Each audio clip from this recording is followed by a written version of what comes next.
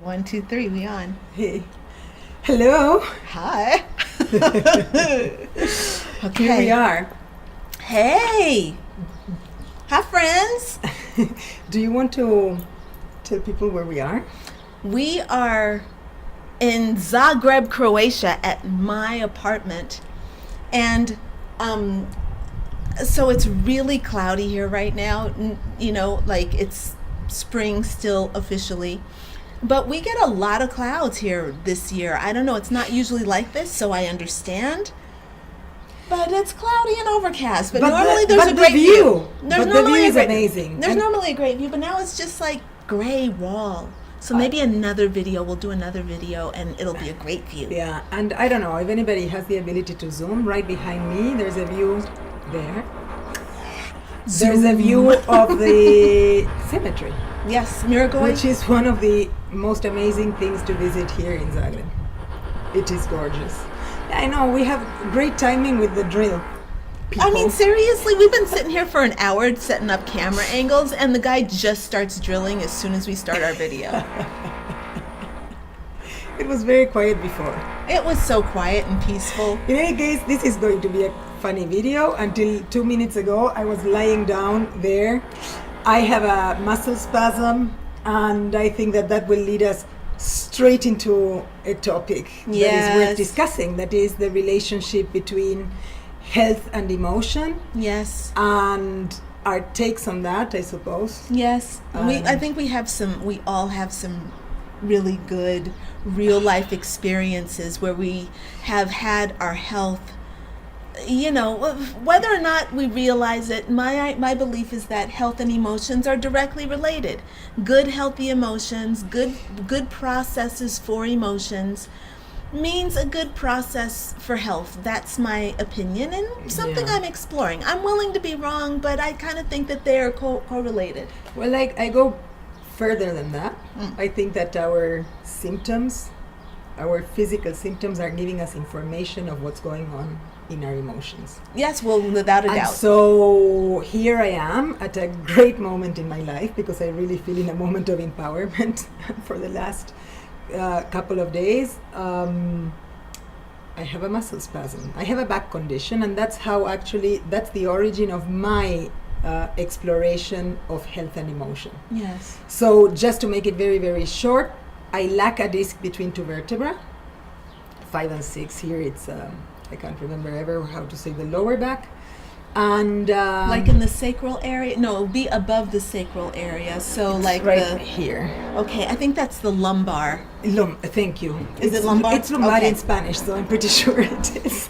Lumbar. I just didn't want to invent yet another word in English. I'm multilingual. Lumbar. Yeah.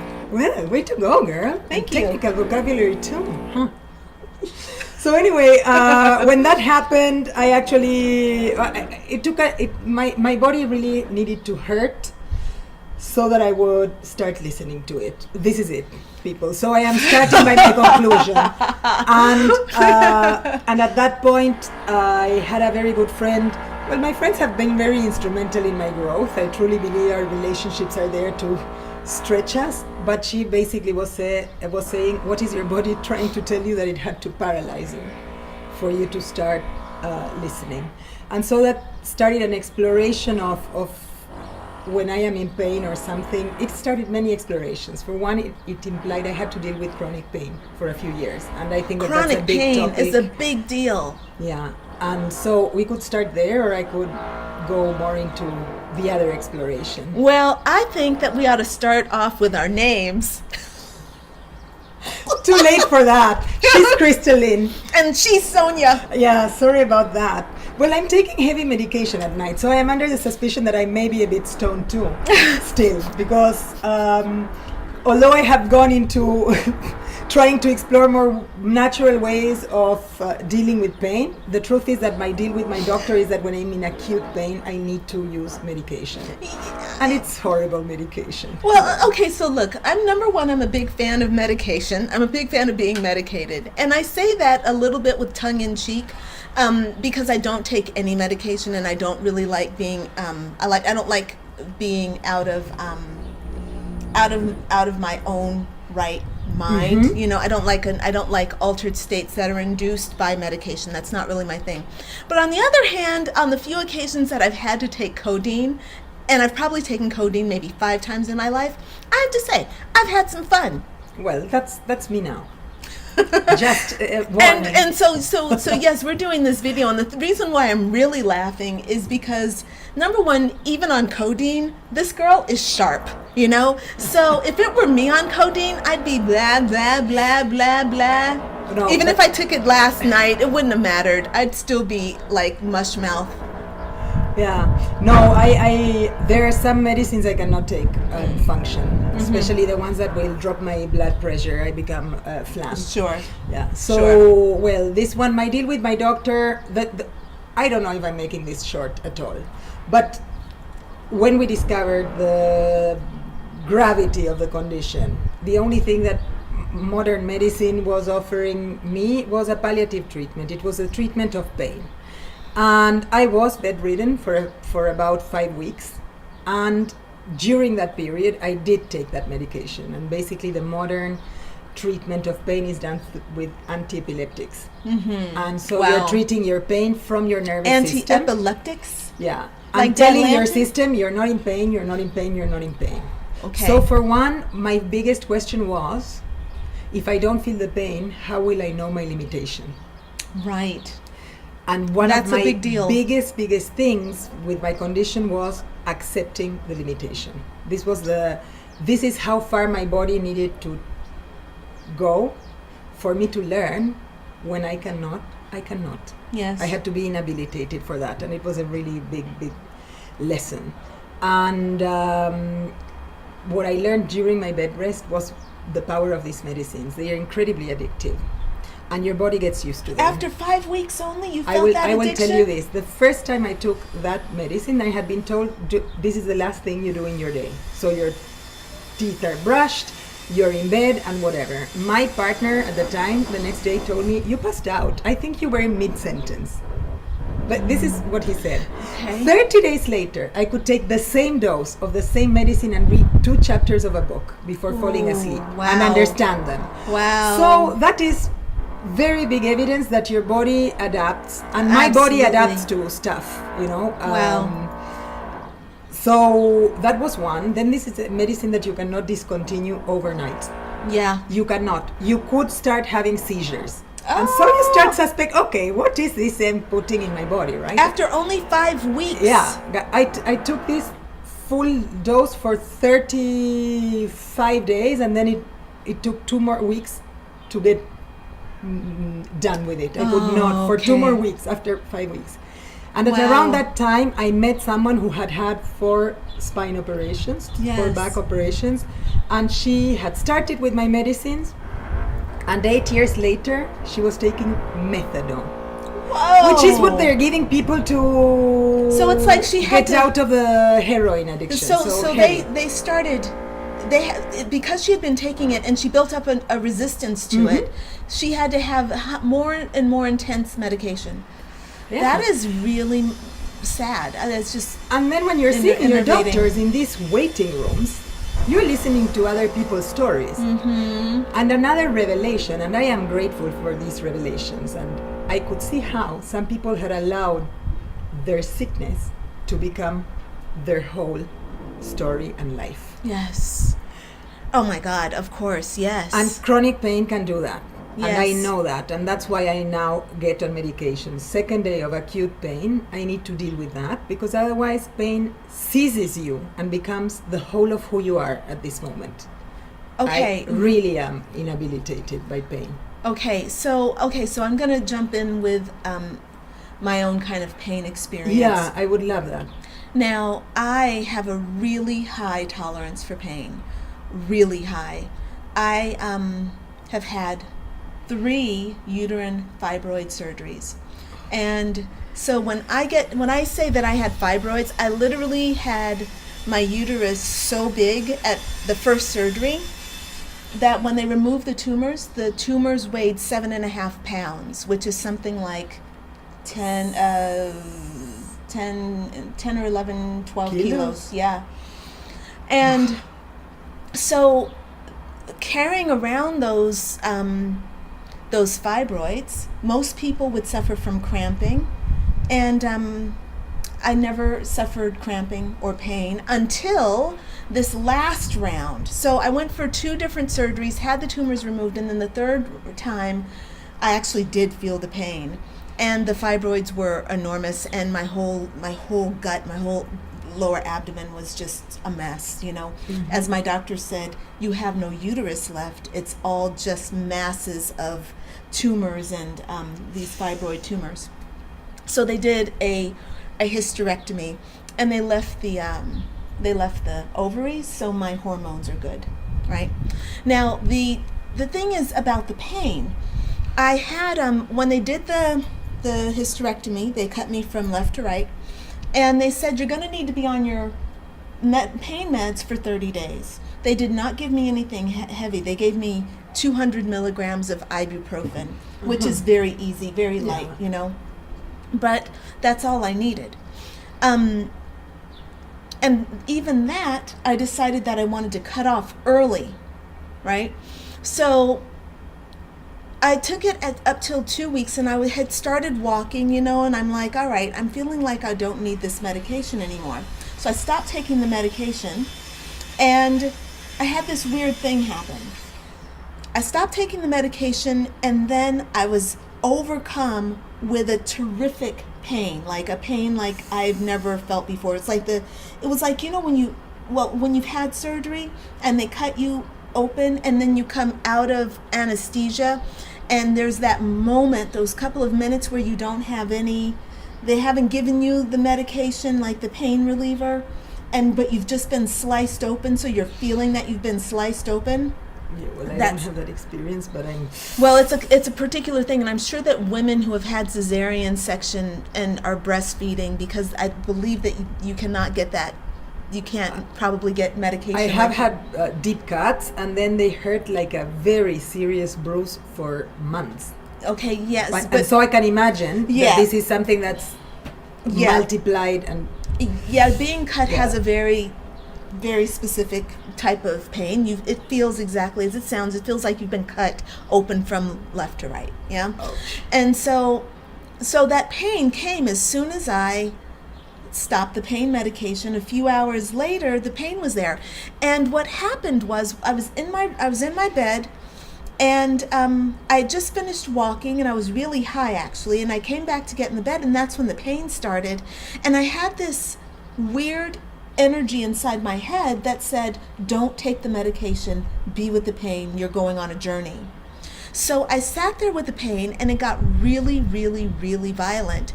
And of course I had been just cut open. I didn't want to vomit, but I started getting really nauseated from the pain, so I started vomiting and having intense diarrhea. It was really intense pain. And I refused to take the medication because there was something that I knew that was going to come from this. So what I did was sat there in this unbelievable pain for about 6 hours. Now, the first hour was literally hell, and I kept trying to escape the pain. It kept drawing me in, but I kept running away from it, and I would ease myself back into it. So it would be this cramping and pulling and stinging and burning, and I would ease in. I'm feeling, I'm relaxing, I'm feeling, and I'd be praying the whole time. And I started saying, God, I know that I'm practicing what you're telling me. I'm listening. I know that this pain is here to serve me, and I know that there's something here for me. So what happened after about an hour and a half to 2 hours is this pain started telling me a story. And every time, first of all, it would get calm. When I got calm, the pain would get calm. And I would lie there on my back, and I would kind of like ease into it, and then there would be an emotion that would arise. And so I would sit there with that emotion, and the emotion was something like despair, or there was just these deep, dark emotions. Then the pain would start up again, and that would start me on another journey. Well, as I sat longer and longer sinking into the pain, the pain started moving, not at the surgical site, but to different parts around my body. So I'd get this weird pain in my shoulder. I'd get a weird pain in my liver. Every time that pain would come, I would get this image about things that have broken my heart. My father, abandonment from my father was number one. The loss of my mother was number two. And old boyfriend woundings. Not any one specific boyfriend, by the way, but just this idea of me being a single woman and not having had relationship success. That's what came up. And I sat there, like I said, for 6 hours. And the more that I sunk into the pain, I allowed myself to start expressing the emotions. And so I was lying in bed and I started crying, tears like I've never wept before, the deepest, most profound tears I've ever wept. And then these screams started coming out of me. I swear to God, I've never had this experience before, but I started screaming. It was loud and it was full of despair, and I was in a different world. I was so deeply into the darkness and the pain, but that pain was not about the surgery. That pain, I have not taken a single pain pill since that. That was August of 2015. That's 2 years it's been, and I've not taken a single pain pill. And I never needed anything for that surgical pain after that. So my point is, this pain is not just about the thing that it is. It's to me, pain is always about, and dis-ease. Those fibroid tumors were about all that sickness and that pain that was stored in me, So that's my point. I agree. The point is exactly, so if we're calming, I have not been able to go as deep with my pain, but if we calm the symptoms, we are not allowing our pain to teach us whatever it is that it is coming to talk to us, saying, okay, this is the moment where we can heal or move forward, and to me, well, we've talked about this, that I feel I am a disembodied person. I my head and intellect have been very good. My work I have worked on my heart and spirit and letting that lead, but the truth is that I don't relate to my body enough. Yes. I have a tendency to put on weight. I have high tolerance for pain. That's how for many months I was treating this condition as if it were just a split disc, and going for even more power walks and going. When I came to hospital, I went to the point, I was still going to the office in public transport, and I remember once when I finally went to hospital about this, I got off the bus at my boyfriend's office, and I went into his office and I said, please take charge, because I cannot deal with myself anymore. With that, this is just too much. And doctors were like, how could you wait until this level of pain? It was a muscle contraction was grabbing the nerves. Yes. So the point was not my nerves being pinched by bones. It was that. And so it was, you need to deal with stuff before this. Yes, right? yes. And so I am grateful on the journey that brought me. Yes, and absolutely. I respect it now. Since this pain started, I have been trying to reflect, okay, what's going on? What this is telling me now? Yeah. Although, to be honest also, I do have a back condition, and we were hours sitting on a picnic the other day. I completely forgot. I proposed, at night, let's go on and a the grass picnic, on the ground. wet grass, no nice back support. weather, but no back support, and I stayed until 2 a.m., which means 7, 8. And how much stuff were you carrying? 6, 7, exactly. And so I had been carrying stuff to bring, not much, only one bottle, but some stuff. But then the next day my IKEA furniture arrived, and I assembled a desk, and I assembled an office chair. And then by the time I realized I'm in pain and I have not been taking care of myself, I have to acknowledge that physically I did not limit myself. I did not accept my limitation. I got distracted because I have accepted that in general. So what I'm understanding is that you have a really high tolerance of pain, and I feel like most of us have really high tolerance for pain, and we ignore it. We get accustomed to living in pain.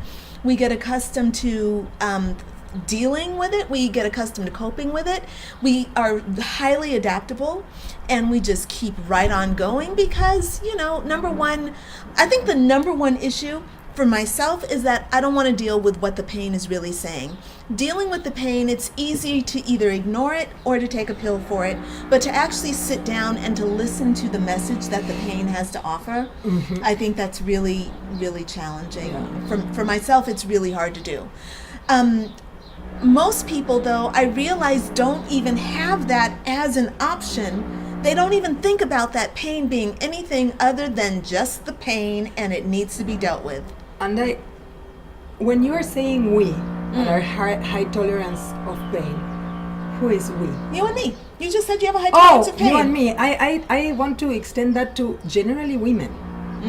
Generally women, and I think that in a way it is related definitely to upbringing and expectations of how we should function. Very good for point. Everyone on any circumstance. I know this because, guys, most teachers I know have a chronic condition. Hello. Talk about a profession that asks you to leave aside what is going on with you as a person, an individual, and come into a classroom devoid or removed of what makes you human. And I don't want to change the subject there, but women, we have that deformation that we are indispensable in everything. And so generally, and especially this goes to my friends who are my friends, sisters, spouses, and moms, they are their own last priority. Ignoring the fact that unless they are in balance, or emotional balance or physical balance, then that thing that they think they're offering is not there. And right now in Argentina, the winter is starting and there's an epidemic. Truly, like 40% of kids are being absent to school, and this is infectious. And there's the flu, the bout of flu, bronchitis. Yes. All of them came together, and it is that type of beginning of winter where it goes very cold to very warm, very cold. We are not even a very cold city, but very damp. Everyone is sick. So my own friends are tending to their sick kids or whatever. Yeah.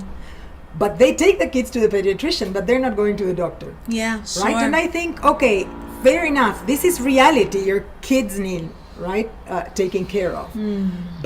But you also need to admit that right now you need help. Yeah. Like if it is necessary for your husband to take a day off, then it is necessary for your husband to take a day off. And there are some funny videos. This is funny videos of man flu and woman flu. I don't know. They're a bit viral. It's a bit of a joke. I will share them in the comments. Yeah. It's just funny, but a comparison of the expectations of a woman who's under pain or there is no doubt that women we're not trained to really take care of ourselves. We're trained to take care of others. Yeah. And we are also trained to persevere. I mean, it's almost like a badge of honor to not take care of yourself. I remember being on my period in 7th grade and our PE coach saying, "Oh, you need to run through those cramps." And it's like, actually, lady, I need to be in the red tent, being still, because that's what my body actually needed and what my instinct said I needed. And also, especially in your first periods, right? Yes, well, I had been in the period pool for 4 years already by the time I was in the 7th grade, so it wasn't my first ones. But still, though, the idea is that we're taught from early on, that you have to, keep going. You keep going. No matter you don't what, even get one day off. Guys, as a teacher, I took pride in the fact that I was never absent, ever. And mind you, let's also talk about the responsibility of not spreading your germs, right? Because there is a reason why 40% of kids end up being absent. If Absolutely. the first 2 had been absent, then we'd control it. But, exactly. But we can't miss a day. But I have worn that badge of honor, and now I preserve myself. And my dear people have been absolutely amazing about taking care of me at the beginning. Absolutely, yes. And for myself, I do the same thing. I don't have my period any longer, which is too bad. But one of the things, I learned from having uterine fibroids, like I said, I had a high tolerance for pain, so I wasn't in pain with my fibroids until that third time around when I had no uterus left and my whole uterus was just, tumors sucking all my blood. Literally, I was so anemic that after every period, well, it was hard to tell when one period ended because I was bleeding nonstop for 3 months straight. So at that point I was so anemic, and I was still going, by the way, still trying to work and still trying to keep going. And you were probably going on runs. Well, and I did. I mean, part of my thing that I was going to say is that I remember needing to do a 15 17 mile run, and it's the first day of my period, and the thought of staying home and not doing my run was an emotionally violent response of no way. There's no way I'm not going on that run. There was the competition, keeping up with my friends. It was, the need to get the training done. I've got a marathon in 4 weeks. If I miss this run, how's that going to affect my training? And then doing a 17-mile run and then going to stand on my feet as a massage therapist for an 8-hour day, Yeah. Well, I think that we compete with our sickness. Or we compete with ourselves. With our symptoms, right? Or this, I'm going to beat you. And absolutely. And well, in your very intense experience that you related, and thanks for sharing that. So profound, right? But in any... I got lost. I don't know what I was going to say, really. Well, you were talking about competing with your symptoms. That when you collaborated with your pain. That's it. You finally got your gain from it. And God. And no pain since then. I mean, no pain medication in 2 years. Yeah, and so I think it's, for me, I have asked my sister, who's coming from Argentina, for 24 hours to bring me a book that's called I Had to Get Sick to Get Cured. I think I've heard of this book.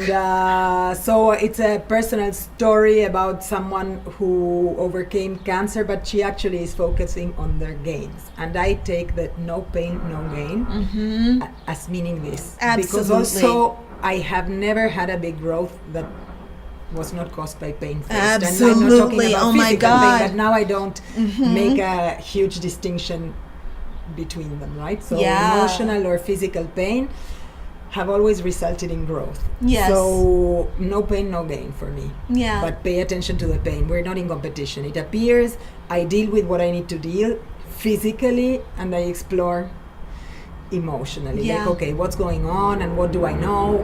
There's super interesting maps of the areas of our body or organs that are affected, and what areas of our life may be being affected emotionally or spiritually. Well, this is I think it was last week in our last session we were talking about Sasha. Was that in our last session we were talking about Sasha? He said something very interesting.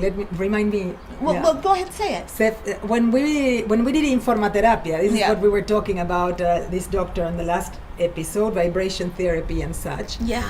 When I mentioned that I have a condition in my lower back, he had been exploring how professionally I had at that time a look that I could not extend to how I was looking at myself. Oh, this is one of the things that he was saying. And when I mentioned my lower back problem, he said, well, I'm not surprised, because if you think of this symbolically, the top part of your body is the one that goes in the directions of your dreams and your visions, and it's led by the heart. Your legs, so the bottom part of your body, the second half, is the one that walks the way.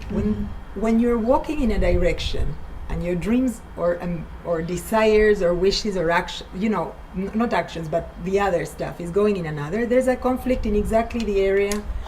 That's the hinge between those two. You've got split energy and split focus. and split and intention. so I feel at a moment where I am very, very aligned, and that's why I'm exploring. Okay, what's going on now Yeah. here, right? That in a moment of aligning, for the first time in years, I'm feeling this acute Yeah. pain. Years. I had not had this one Yeah. in a long time. So, I'll deal with the pain both ways, but I will take my medication. Yeah. And even if I'm stoned or I have nightmares at night Yeah. when I take this. So it's big shit. I feel like it's really important, this work with Sasha. Number one, and again, just a very quick little recap. Sasha is a quantum energy practitioner here in Zagreb, and he has like a biorhythm machine, and Sonia went to see him a year ago, Yeah. and then she told me about him when I got here, so I went to see him, and I'm under his care right now, and he's really, really wonderful. If we ever do a retreat here in Croatia, I would love to bring Sasha into that, or even if he can meet us in Spain, I'm just saying. Yeah, that I'm it just would be- saying, girl, dream big. Yeah, right? I just, What do you mean if? well, When I'm we just- do the retreat, we will bring Sasha. Maybe. I don't know. I'm really selfish We'll about. see. I'm selfish about our retreat. I don't know who we're gonna invite to it. True, it would be a privilege. Yeah. Yes, it would be actually. And so the thing is, I'm going back to what you were saying about the organs.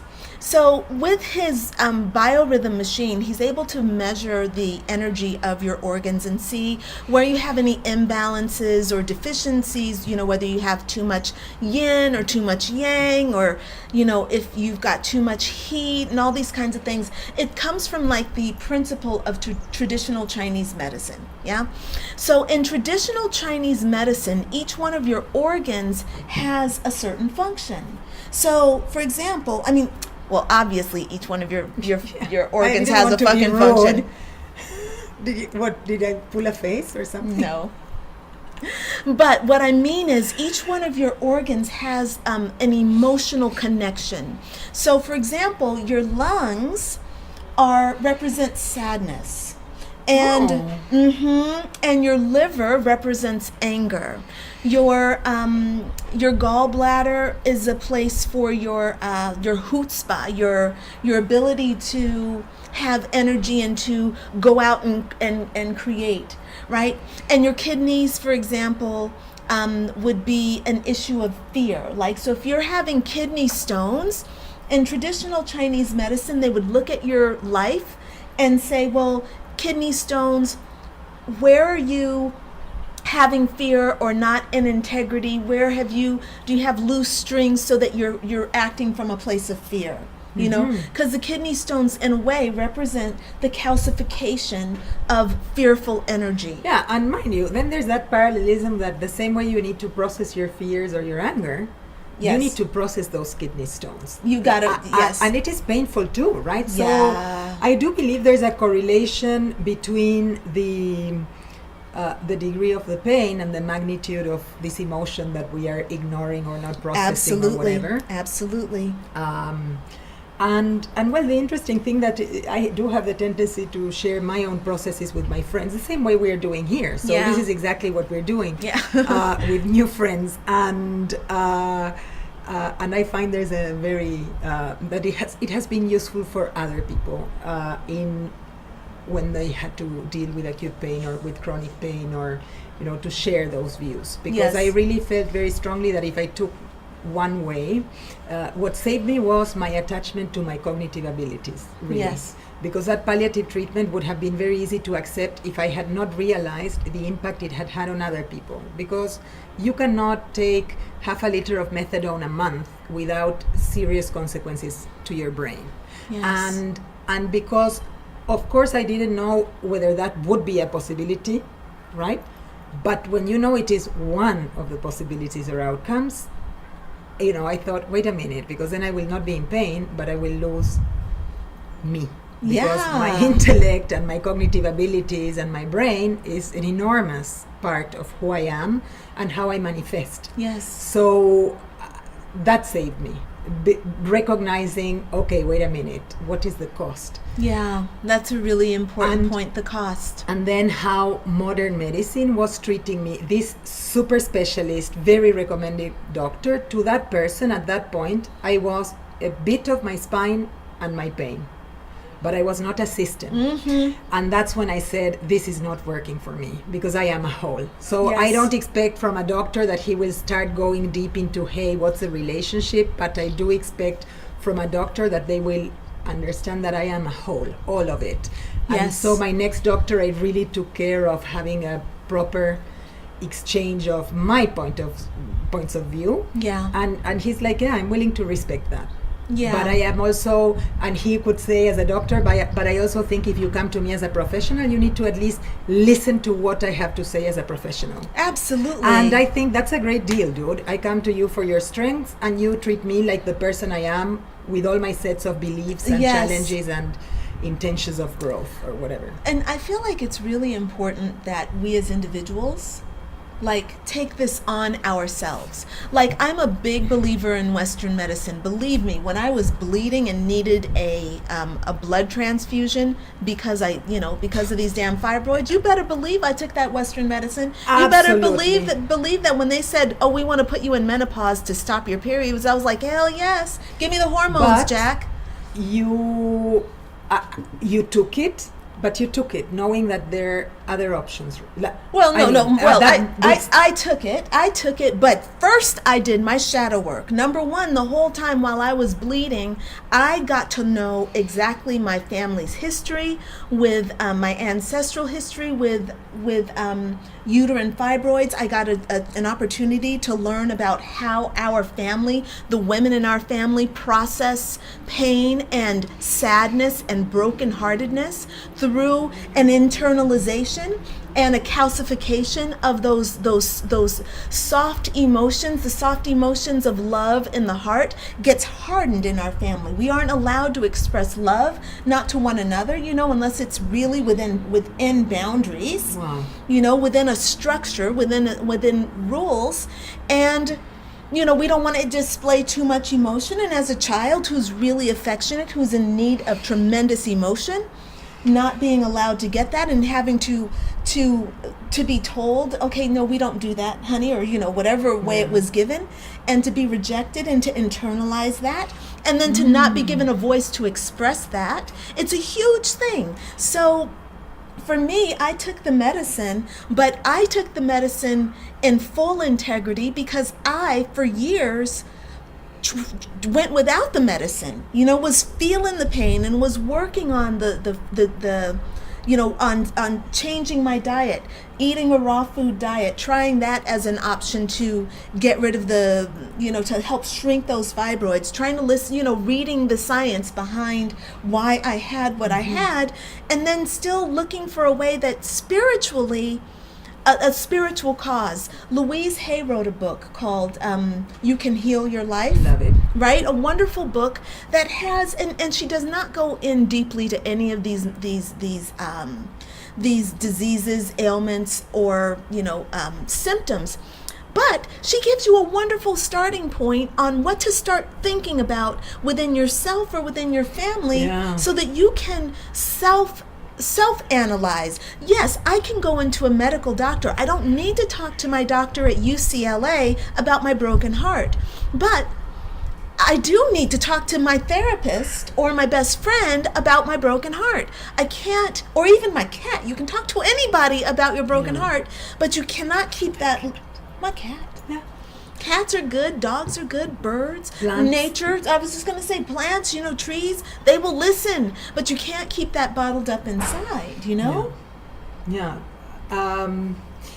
It's a huge topic. I think that also, now that you mention your women in your family, that you have gone through the pain of generations. Oh my God. Because actually when you generational start healing is huge. exploring this, you realize, or at least for me, at the moment when I had my back condition and I started exploring different diets, and one of the things that I did is take charge of my health. I think that our modern urban life had at least taught me that my health was outsourced into the criteria of whoever was looking at me and making suggestions of how I should handle my health. And I started reading a book about the relationship of what we eat and our sickness. Yes. And it was really great. Do you remember what book it was? Well, it's written by an Argentine nutritionist, and the book... There are lots of books like this, but I was just wondering which one. I can't remember off the top of my head. Okay. But he starts in his foreword. Forward, yeah. And his forward, and his foreword, and his 4 words. No, well, Just so kidding. the beginning, prologue. Yeah, right. I really, yeah. I heard myself saying forward. Whatever. He says, well, if you say you get the most expensive car, right? You pay for it. You buy a really fancy car and you use cheap fuel. There's a moment when your car will act up, and at that moment you will go to the car mechanic, and the car mechanic will say, listen, you've been using cheap fuel. There is no saving here on a car, on an expensive car. So we need to clean the car, the whole of it, all engine, and now you need to start using good fuel. Yeah. And the guy says, our body is the most sophisticated car ever, but we got it for free. Yes, right. What does that mean? No investment. No investment. Oof. And so this guy says this. And then his whole theory in nutrition is that from an evolutionary perspective, we have introduced changes in what we eat that are too fast for our bodies to adapt to those changes, and thus gluten intolerance. Like, did you know that flours have more gluten now than they used to because that produces fluffier bread? Right. We love fluffier bread. Yes, we do. But we are eating something that doesn't come with the proper enzymes that will allow us to process it. Absolutely. And then we make things like seitan, which I love, vegan seitan, that it's made from vital wheat gluten.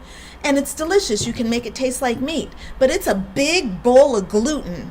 It don't even have bread around it. It doesn't even have butter around it. It's just a big old bowl of gluten. So this theory for me that allergies and intolerances are very related to my body cannot deal with what I am feeding it. So I started experimenting, and I quit dairy, and then I was gluten-free for ages, and now I avoid whole carbs and sugar, and I find, and my best testing and experimenting has been myself, because there is no one size fits all. There isn't. It has to adapt to your lifestyle. You need to feel it in your own body. How does it feel for you? We eat very different things. And the frequency and regularity and everything. I was a bit late here because I seldom get hungry when I am not eating carbs or whatever. And I realized, I haven't had lunch or breakfast. Wow. I had coffee and I put a bit of coconut oil. I don't like eating in the morning, but I know that my body needs energy. And that energy comes from, in my case, from fats. Yes. So, I make the easiest type of something that's called bulletproof coffee or something of the sort. I think I've heard of that. It is putting fats in your coffee in your morning and getting your source of energy from there. Wow. So that's what I did. But then I thought, it's one. Unless I eat something, I will faint in the middle of our thing, which wouldn't be great. Plus also I had to take a pill, and you cannot do that without eating something. Although it would have been really cool for our audience if you fainted. I mean, then it would be experimental. Yes. We're talking about health, emotion, and here's some practical advice. And then y'all would have seen me have to try to figure out how to call Croatian 911. Yeah, what is it here? 112? I think was it 112? I have no idea. 211, but it might when be I have an 112. emergency, I call a cousin. Yeah, and that's hilarious. I have it programmed in my phone under urgent. It's under favorites, under urgent, just in case. Yeah. But still, though, we do eat very differently. And, I think that our relationship with food, my relationship with food mirrors my relationship with my emotions. My emotions tend to be really big, really deep. I feel my emotions and I have a lot of dark emotions that I sit with. I tend to those dark emotions because they're a part of who I am, internally. I'm a dark character. I like my sadness. I like my red wine and Billie Holiday and, my dark, deep emotions. I know. My And here I suffering, am my pain. sometimes trying to cheer her up. I know, and then she tries to cheer me up. She's so sweet. She's such a Sagittarius. She tries to. I'm ruled by Saturn. She's ruled by Jupiter. Saturn is the dark overlord. Jupiter is the bright, expansive. Saturn is contracting, small, and like I want to be like, you know, I got to walk the straight line. And Jupiter's like, wow, let's have fun. It's good. Let's expand. Let's go with the flow. Better will happen, like whatever. But it's not fake. I really do feel like that. I know it ain't fake. And then I wouldn't have be already sitting here if it identified were that fake. often that what I need to respect is that people want to express their emotion. They're not asking for a solution. This has been, it is still Yeah, this is the something that I struggle with. Me too, yeah. Saying, she's not saying it because she thinks I have a solution to Yeah. offer. But, you know, the tendency to overhelp, or, you know, I do have that thing that I think that I need to fix. And Yeah. when somebody's sharing a negative emotion, this is an aside, but somebody's sharing an emotion they're experiencing, they're not coming for a solution. The biggest help you can do is like, we can contain that emotion. Yeah. Just express it here. For sure. I understand it. I've been there myself. Yeah. Feel away. Yep. That's empathy, by the way. And so I always Yeah. mark empathy as something that or that definition and aspect of empathy as something that I need to become better. No, it seems to me that you're quite good. I mean, you know, we've Yeah, but been- I do still offer the solution, and that. Well, it's hard I to would not love to offer not a to. solution. I guess the point would be to allow the solution to be there and just let it go. Well, we don't have to address the solution. We don't have to dissect it. But if it's there on the tip of your tongue, then you can put it out there and then, you know, allow it to just be. Yeah. Well, I used to. Mind you, I used to many years ago, in a state of less awareness. Huh. I used to. I don't want to know what time it is because I have something after this. Is that what you want? No, I was just taking out my gum. I'd been dealing with this gum. Oh, and I then noticed, but well, I I didn't. I was like, how do I take that off camera? And then it was like, I'm like, oh, you just take it out over here and put it on that plate that's over there. That's what you do. It just came to me, and I'm like, oh, that's such a simple solution that was there the whole time. Yeah. So we're done. Walk.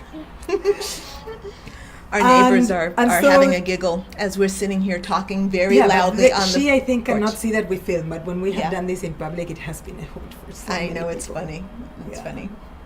Yes. Anyway, what was I going to I say? love your ring, by the way. That's really cute. I know. Where'd you get that? Is that wood? I was No. once with someone who was wearing a diamond it's of a- at least the size of my other ring, and I Wow. was wearing this one, which was a like 10 peso, not even $10, 10 peso ring. It's plastic, but I love it. Yeah. And we were in Rio, and I was touring around with two very adorable, clever, amazing, but elegant and rich women. And I was afraid about this diamond in Rio. Hello. Yeah. And so she had put she was trying to be inconspicuous, really.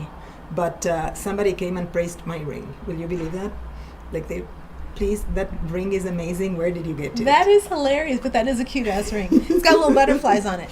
Show Yeah, them. something. It's like it's butterfly meets flower, right? Like that thing that you really don't know what it is. That's really cute. But it is really nice. Yeah. Yeah, very Anyway, we changed the topic, Wait, and I'm who glad has, with what, that. what size are your fingers? Do you have big fingers? 18. What does that mean? It's big. Ooh.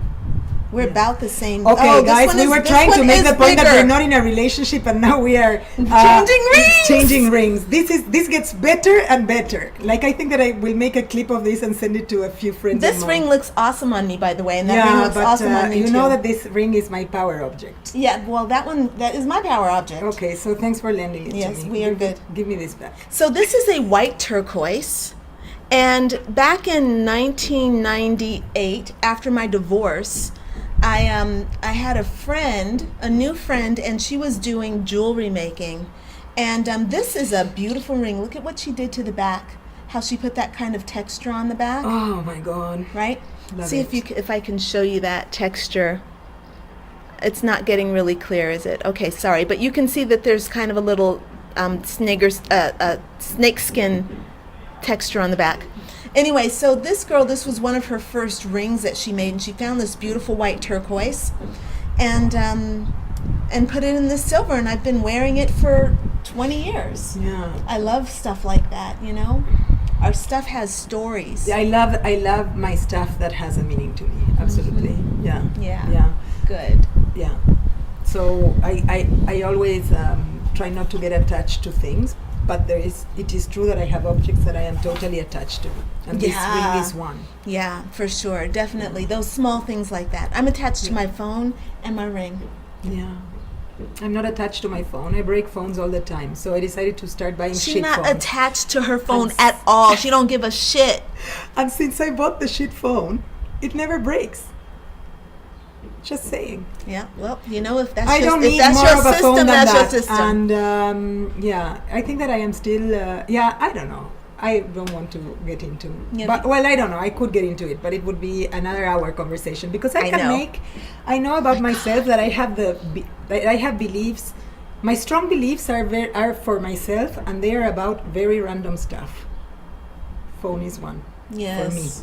For me, I was a phone addict at a given point in my life. My first BlackBerry, it was an awesome thing to have. I've heard people say that. They love their BlackBerry. Oh gosh, I still miss my BlackBerry. That keyboard was, they have, touch screen is not better than that keyboard. It was brilliant, and I was I don't know. She's talking about something from what? How long ago was BlackBerry? 10 years? She's Not feeling 10 years nostalgic ago. over No, something no, from no, 10 years no. ago. It was one of the best. It was one of the first. BlackBerry got beaten because it was not doing internet well. Yeah. But emailing and that instant message for BBM. I have no idea. It's been copied by everybody else. Don't worry. It was the first. I was a Palm Pilot girl. Yeah, but did Pilot have phone? Yeah, they had a phone for a year. I don't know. Like, I think when I moved to Paris, they had a phone. That was in 2003. Anyway, yeah, I was very attached to it, but I remember distinctly I arrived in Australia on a trip, and I was traveling alone for a few days because it started with work. And I had a phone that was a phone, an SMS exchange. Yeah. And I had lived in a natural reservation the previous year and a half before this trip. And I had started a sort of reality show on Facebook. Oh. I was posting about my life. My life was partying in Buenos Aires, which is one of the best cities in the world, not only for partying, but also for partying. And then from Monday to Friday, I was living in this spiritual retreat, realizing my mission, establishing the educational department and social community department for a natural reservation that was a private that venture. Sounds awesome. And so, from Monday to Friday, I was super healthy, no carbs, no smoking, no alcohol, getting up with the birds early in the morning. At 8 p.m., there's nothing else to do. You're on a farm. You go to bed early. And then I would arrive in Buenos Aires at 4 p.m. on Fridays. Go to the hairdressers. Mani, hair, whatever. I would jump on my heels. And there would be no rest. Until Monday. Until Sunday night. And I was taking a bus at the beginning on Sunday nights, but then I realized that I had an oppression, that it was stealing my whole Sunday away. That the fact that I had a deadline at 7 where I needed to be on my bus. I had been offered a car and I had not accepted. I had a car on the farm, but I preferred the long commute by bus. 3 hours of more sleep or reading or playing music and not driving, and then also not having someone in Buenos Aires with a car that's running your errands during her free time. I had learned to, at that point, defend that bit. I'm very committed, but then this bit. And so I felt that I had given up my Sundays altogether. And I realized that's not for me. I'd rather get up at 3 a.m. That's what I was doing. Getting up at 3 a.m. on Mondays to catch a 4 a.m. bus to be on work at work on time. That's a lot. But I gained my Sundays back. So my weekend would end in my flat that I was sharing with a friend because I was there twice a week. And she loved having you there. Martin, my friend who was here in Zagreb. Martin, and then we took it in turns. All of our group of friends, we're good cooks and we love cooking, but everybody loved our flat, and so different people would be cooking on the Sunday evening. I would have those friends dinner. I was at home, which meant if I had not packed, I could be doing it while socializing, and then I would be probably a bit drunk or whatever. I would sleep a few hours, catch my bus, arrive to my super healthy, balanced life. That is kind of the best way to do it. So I arrived, I started all this alone time on the farm and the weirdness of my life, and it was pretty glamorous also, because you cannot imagine like just a farm. We obviously had internet.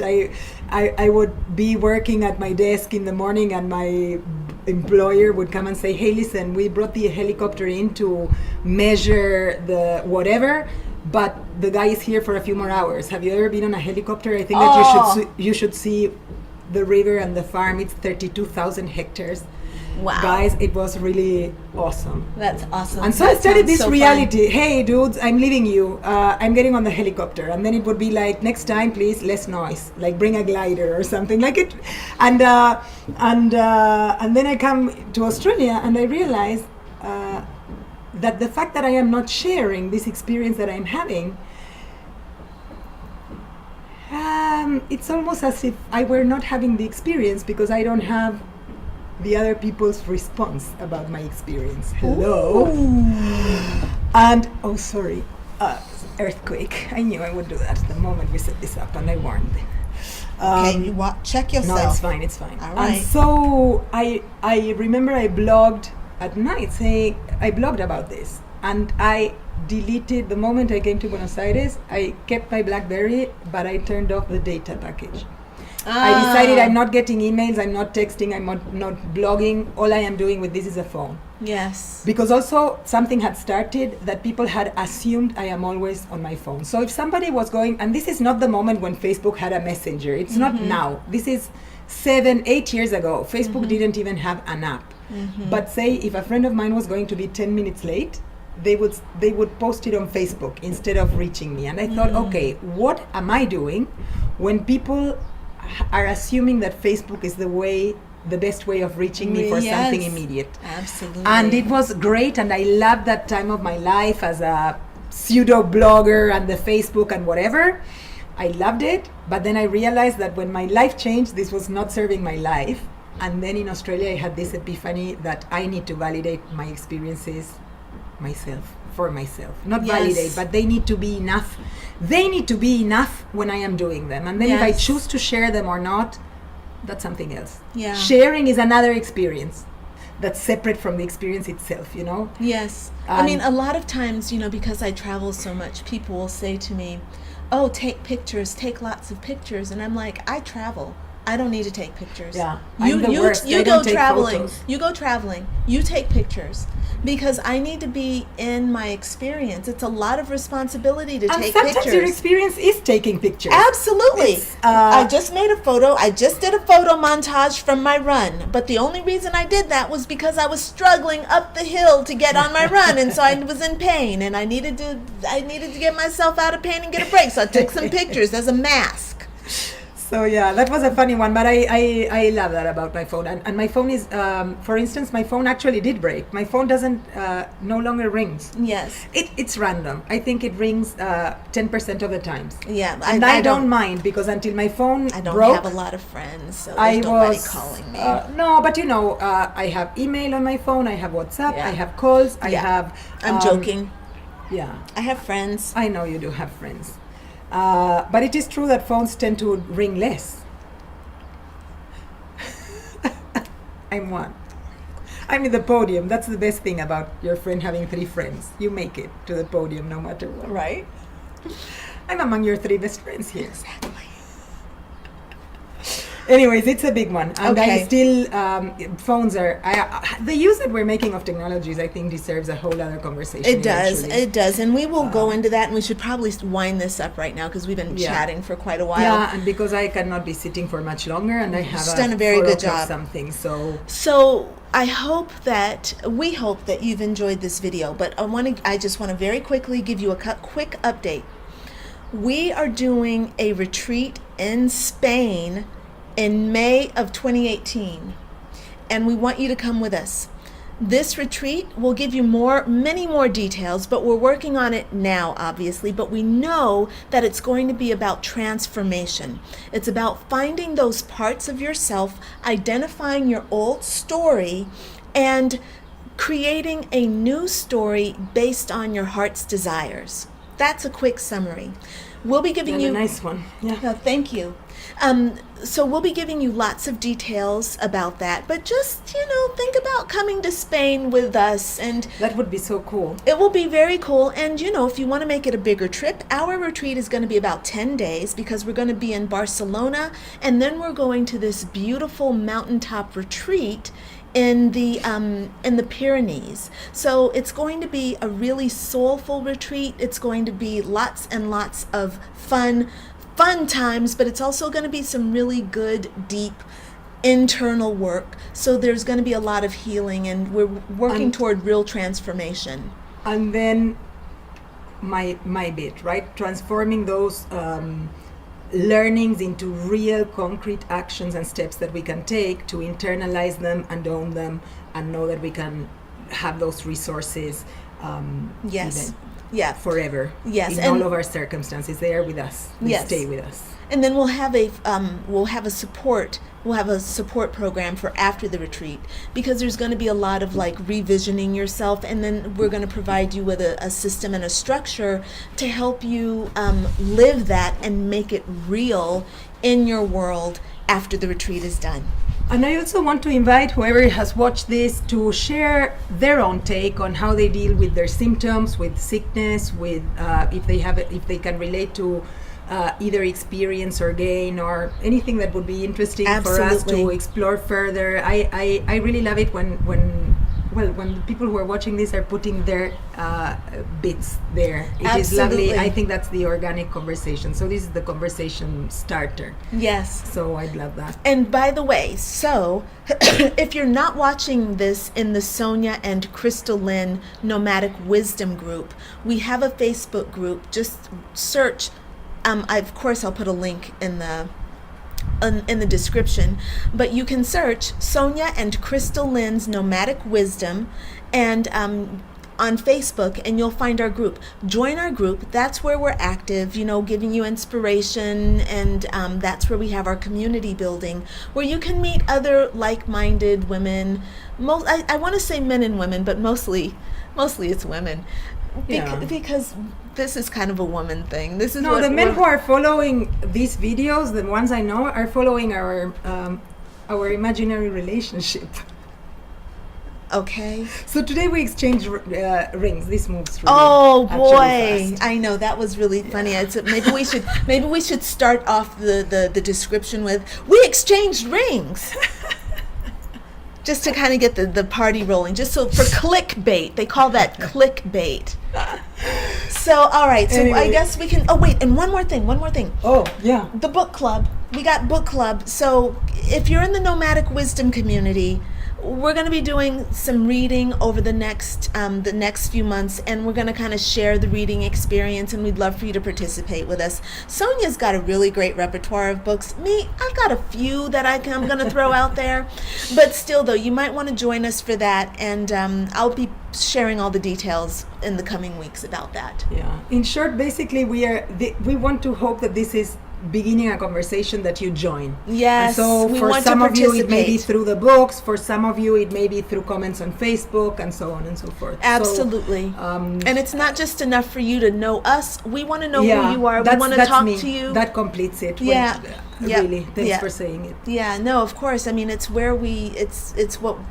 we do it. We're not here to just be like these people on a screen. We like people a lot. It is two-way, right? It's two-way. What brings that growth that we talk about. So It's a three-way. That's clickbait. I'm going to put that as a title. We're having a three-way. It's us and you, baby. All right, so we're going to go ahead and sign off. Goodbye. Bye. Bye for now. thank you.